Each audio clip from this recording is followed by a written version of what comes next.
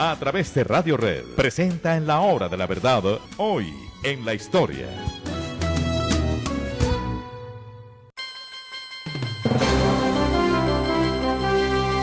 Han dicho siempre los especialistas en ciencia política que hay tres formas posibles de gobierno. El gobierno de uno solo, y estamos en presencia de la monarquía. El gobierno de unos pocos, de los más ilustres, de los más ricos, de los más poderosos, y estamos en presencia de una aristocracia, o el gobierno del pueblo, el gobierno de mucha gente que se ejerce directa o indirectamente, y más que todo indirectamente a través del Parlamento. Y estamos entonces en el terreno de la democracia. Pues desde el comienzo de los tiempos Francia fue una nación monárquica. Y esa monarquía se expresó fundamentalmente a través de los Luises, que durante cuántos años fueron los que mandaron en Francia como únicos dueños y señores, rodeados además de un halo misterioso que les daba un poder absoluto sobre vidas y haciendas de los agregados del pueblo, de la gente.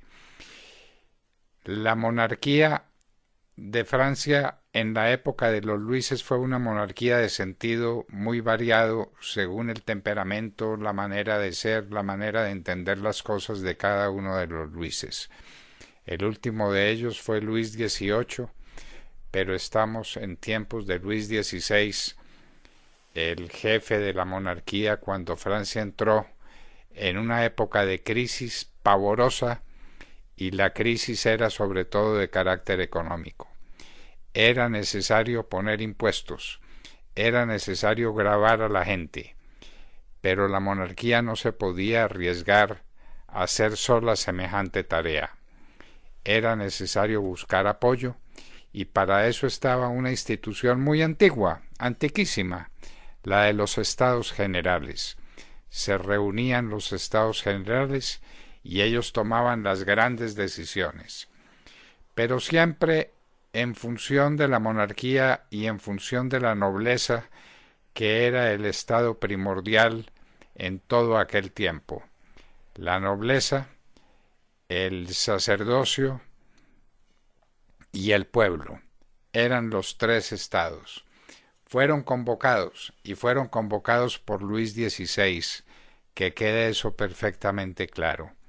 Se reunieron, empezaron sus deliberaciones, y los demagogos que había en los Estados Generales, que fueron muchos, algunos grandes oradores, resolvieron que no se separarían hasta tanto no le hubieran dado a Francia una constitución que podía ser parecida a la de la Gran Bretaña, que era una constitución monárquica, pero con menos elementos de mando en poder del Estado. Había un cierto control sobre la monarquía británica, que había llegado al punto de ser derrotada por la aristocracia, es decir, por la nobleza. ¿Qué hacer entonces? Había que tomar una decisión, y fue cuando empezaron a ventilarse los grandes temas de la nación en la Asamblea Legislativa. ¿Qué hacer?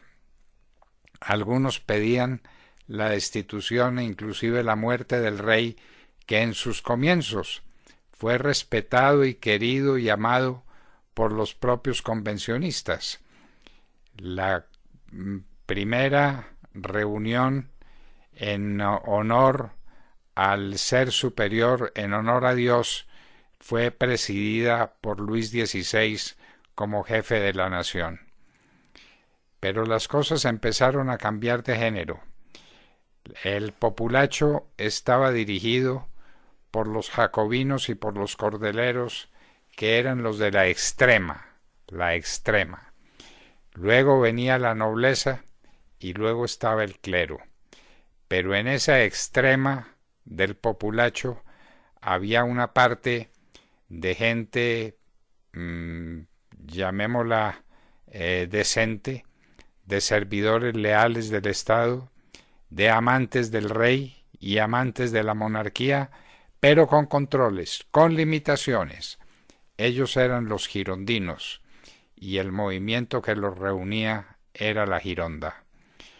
Las cosas se tenían que resolver por votación, y no por votación de 1, 2 y 3, como fue la votación que por años existió en Francia, donde siempre ganaban, por supuesto, la aristocracia y la nobleza o el segundo estado, el clero, la nobleza, se imponían sobre el pueblo si es que el pueblo tenía ansias y poder y voluntad de lucha para separarse de los poderes dominantes.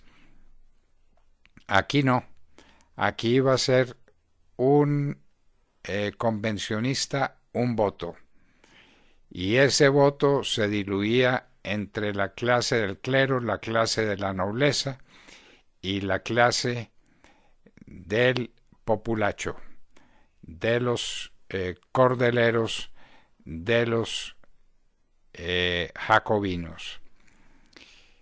La elección se iba a cumplir. Hizo mucha falta Mirabeau, que fue el grande orador de la Revolución Francesa, que desgraciadamente había fallecido y hubiera podido ser un punto de encuentro, un punto de defensa del sistema establecido, con limitaciones para llevarlo a una monarquía democrática. Lo cierto es que vino la votación, y la votación tuvo lugar un día como hoy, en un enero muy frío, pero con un espíritu candente de los revolucionarios. Y entre centenares de los convencionistas, la decisión se tomó por un voto, uno, que condenó al rey Luis XVI a la muerte. ¿De quién fue ese voto? De un girondino, por supuesto.